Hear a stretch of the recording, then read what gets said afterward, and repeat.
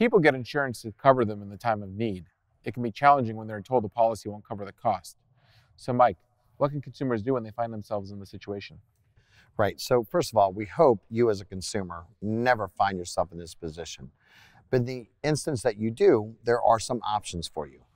The first is it's really important that you ensure that the insurance policy that you purchase has what's often referred to as an arbitration or right to appraisal clause. That means that you have the ability as a consumer that if the shop that you've selected and the insurance carrier cannot come to an agreement, that you have the option to have a third-party mediator or arbitrator come in and resolve that dispute. The second option is you as a consumer can also reach out to your Department of Insurance. Every state has a Department of Insurance, and in some states they even have what's referred to as an insurance commissioner that you can also file a complaint with, and they'll get involved on your behalf.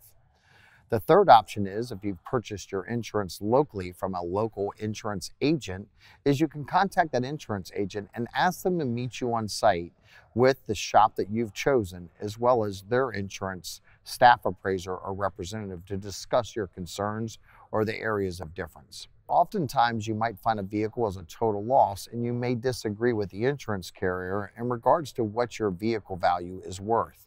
In those instances, you can do something as simple as reach out to your local, car dealership or search online and say, here's documentation that says my vehicle is worth more than you're suggesting.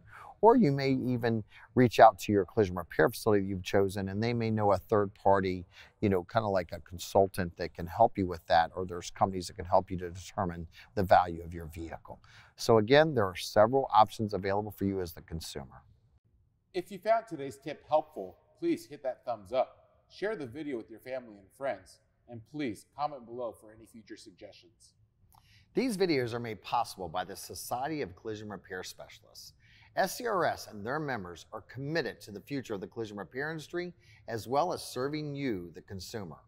For more information, visit scrs.com or click in the description below.